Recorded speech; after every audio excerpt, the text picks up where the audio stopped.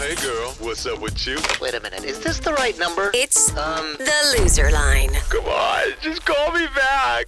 If you haven't heard the loser line before, it works like this. Let's say someone approaches you while you're out at the club and uses this charming pickup line on you. Oh, God. Excuse me, miss. Are you a pizza box? Because I can't wait to get your top off. Oh, my God. Oh, God. Now, whatever you do, resist the urge to throw a cronut on the ground and then run in the other direction. That would be a good decoy. Don't waste a cronut. Instead, tell him that his jokes make you dead. And that's a good thing. And he should call you sometime, so hopefully he leaves an awkward voicemail that we can play on the air. Voicemails like this one. Next message. So, look, if we do go out, just know I'm going to be bringing my mom. Oh. And, okay, I know that's not, like, super sexy sounding or whatever, but she's, like, my best friend. And I haven't really dated since my divorce happened. So she just wants to make sure that you're actually a good guy. And, like, I do get where she's coming from. So just be warned, okay? Because she will talk about her work. She will talk about her hobbies. And she probably will show you old photos of me as a kid. Probably of me, like, playing softball.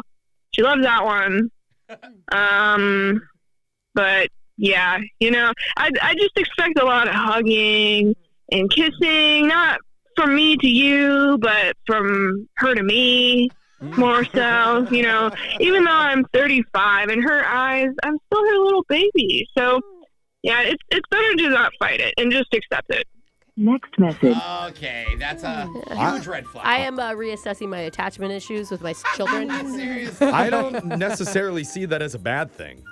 You wouldn't, Jeff. I'm just With a saying. mother like you have. In general, moms tend to love the boyfriends way more than the girlfriends true. actually love the The moms have boyfriends. always liked me more I than the can't girls. imagine why your first marriage didn't work out. It probably had nothing to do with an overbearing mother-in-law. Yeah. Good point. Yeah. Seriously. My first marriage? No, hers. Hers. Oh, okay. What are you talking about? Keep up, Jeff. Keep up. I wish your mom was here. She would be easy to talk to, bro. Yeah, your mom is great. You can hang out with my mom anytime. Yeah. Just I won't be there. Next message. Farrah, hi. This is Randall from Barnes & Noble. I just wanted to check. I hope you like that cat book I recommended for you. It's a good read. But as a fellow feline aficionado, I've got our first date all planned out. And you can even Google it if you want. It's an event called Acrocats. You know, like acrobats. But it's pretty much like a traveling circus for house cats. But I've been to the show like 4 times already. And, you know, I mean, they're cats, so they tend to do whatever they want to do. But most of the time, they just wander through the audience. But every once in a while, they'll get one to do the uneven bar, and it's so gosh darn fun. So I really can't wait to go to this with you and have a good time. Next message. Oh, she's missing out. Dude, that is the most wholesome date ever. Yeah. You feel like he's going to buy you a cat almost. What, by are you the end of it. disappointed that the traveling cats can't actually do tricks? They do tricks when they want to do tricks. That's what the thing is about cats. The uneven bar thing sounds really impressive. In fact, they should have a whole cat Olympics if they could convince the cats to, you know, actually get their stuff together and train. They would create those obstacle courses on the walls, and the cats would just lay down. Yeah. And then... I'd be there for the cat swimming event, though. Oh, that would be amazing. That would be just total chaos. But if you think a cat circus sounds like fun, then you are going to love our TikTok page at Brooke and Jeffrey. One media critic actually compared our videos to a group of meandering cats attempting to be humorous. Okay, that's a good thing. That was our best review by far. Another reviewer said that our channel is the #1 reason Congress wants to ban the app permanently from America. Yay, we're Jeff, important. You may want to stop reading reviews. I'm just saying, take that, Jason Derulo. We're #1. Yeah. Now, we're going to keep going by bringing this country down with another clip. And Jason Derulo. Him too. Next message. Hey, it's Fiona. You are way too good looking to be working at a gas station convenience store. What are you even doing there? Like, ew. Not to judge you, but have you ever thought of being a firefighter? I just think that's more of your vibe. Because, like, you and I could hang out, on the low during your application process. That's totally fine with me as long as it's, like, secret. But once you get through your training and stuff, then I wouldn't be too ashamed to date you. Then I could bring you around my friends and my family, and I could be like, isn't my firefighter boyfriend hot? I hope this doesn't sound bad. I'm just trying to be honest. Because that's just like who I am.